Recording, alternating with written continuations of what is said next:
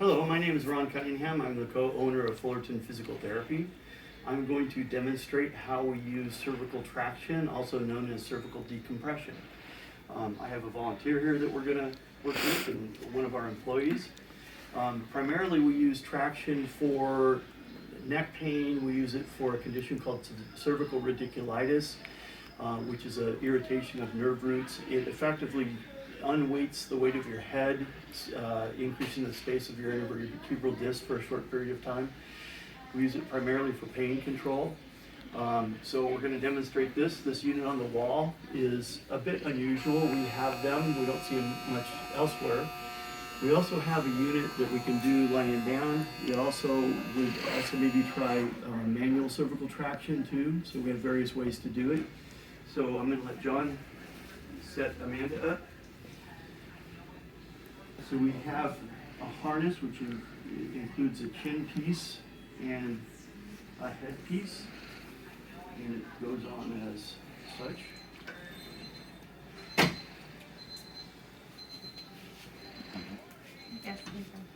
Okay, so with the amount of traction that we use, we're roughly going to use about 10% of the patient's body weight.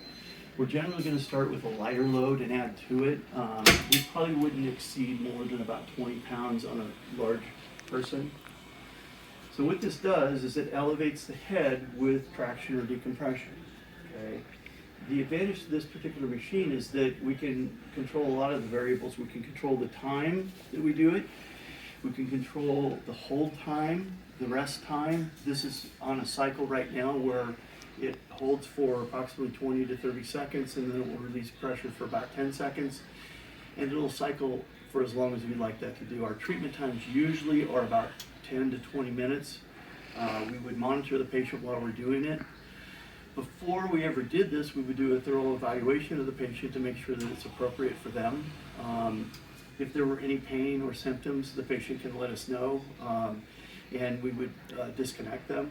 We're going to reevaluate the patient after traction to see what the effect was. Was it good? Was it bad? The next time the person comes in, we're going to reevaluate them and see what the lasting effect of this is. We can couple this with moist heat. We could use ice as well. And as I mentioned before, we have units where we can lay down and do it, or we can do manual therapist applied traction. And how's it feeling on the neck right now? Good. Yeah? No pain. Feels really good. You are at least 2 or 3 inches taller when you leave here. That doesn't happen, I'm just kidding. But it can be, in certain cases, it very much does help with neck pain. We might use this for a disc herniation or degenerative disc disease. We would rule out any significant trauma before we did this. We want to make sure that we're not doing any mechanical damage. We would couple the evaluation with x-ray findings and such before we do it. Okay.